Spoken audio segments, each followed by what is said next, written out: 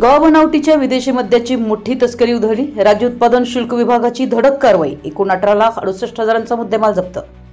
कोल्हापुरात नगरपालिका व नगरपंचायती निवडणुकांच्या पार्श्वभूमीवर राज्य उत्पादन शुल्क कोल्हापूर विभागीय फरारी पथकाने कोल्हापूर आणि सिंधुदुर्ग जिल्ह्यात समन्वित कारवाई करून गोवा राज्यात विक्रीसाठी असलेल्या विदेशी मद्याची अवैध वाहतूक उधळून लावली आहे।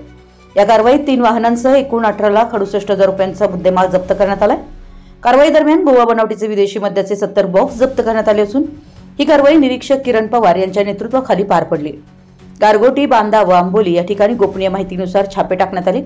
यावेळी Toyota Etios MH14 FS 3323, Tata gold intra pickup MH07 AJ 4472 आणि मारुती स्विफ्ट MH04 EF 7758 या वाहनांमधून अवैधरित्या मद्य वाहतूक केली जात असल्याचं आढळलं। त्यानंतर ही वाहनं विदेशी मद्य जप्त करण्यात आलं।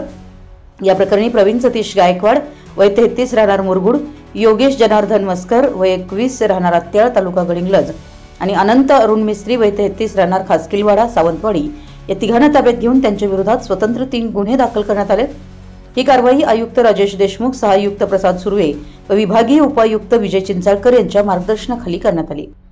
कारवाईत दुय्यम निरीक्षक वायन फटांगरे, RM पाटील, SP डोईफोडे, सहाय्यक दुय्यम निरीक्षक सुरेश भंडारे, सुहास शिरतोडे तसेच कॉन्स्टेबल मारुती पवार, राजेंद्र कोळी, विशाल आळतेकर, योगेश शेलार, राहुल कुटे यांनी सहभाग घेतला।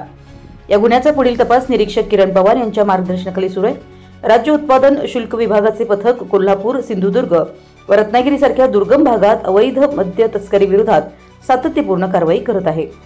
नवसंकेत न्यूजसाठी कोल्हापूरहून अमोल कुर्णे। आपल्या परिसरातील महत्त्वाच्या बातम्या पाहण्यासाठी आमच्या नवसंकेत न्यूज चॅनलला YouTube वर सबस्क्राइब करा आणि बेल आयकॉन प्रेस करा।